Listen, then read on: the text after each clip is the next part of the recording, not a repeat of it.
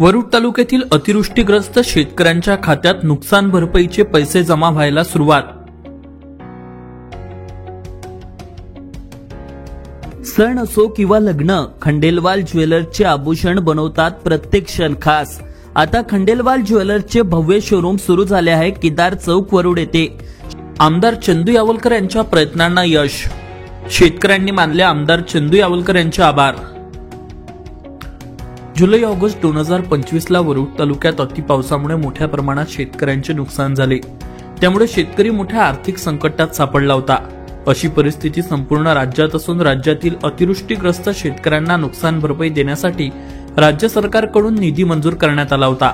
मात्र सुरुवातीला यातून वरुड तालुक्याचे नाव वगळले गेले असल्याने आमदार चंदू यावलकर यांनी तात्काळ मुंबई गाठून पाठपुरावा केला व वरुड तालुक्याचा समावेश त्यात करून घेतला। त्यानंतर सुद्धा शेतकऱ्यांना नुकसान भरपाई मिळणार का या मुद्द्यावर बरीच चर्चा मतदारसंघात रंगली। मात्र आमदार चंदू यावलकर यांच्या पाठपुराव्याला यश प्राप्त झाले व काल दिनांक 5 नोव्हेंबर पासून वरुड तालुक्यातील अतिवृष्टीग्रस्त शेतकऱ्यांच्या खात्यात नुकसान भरपाईचे पैसे यायला सुरुवात झाली आहे।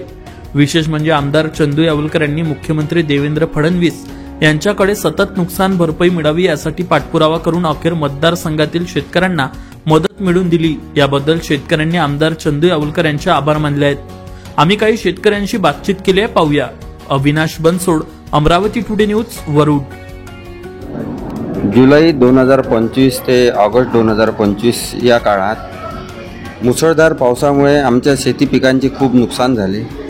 त्या शेती पिकाच्या नुकसान भरपाई म्हणून आमदार चंदू यावलकर यांनी अथक प्रयत्न करून आमच्यासाठी निधी उपलब्ध करून दिला आणि काल आमच्या खात्यात पैसे पण जमा झाले आहे आणि आजूबाजूच्या शेतकऱ्यांना विचारपूस केली तर त्यांच्या पण खात्यात पैसे आलेले आहेत। तर त्याबद्दल आम्ही चंदू यावलकर आणि राज्य सरकार यांचे आभार मानतो।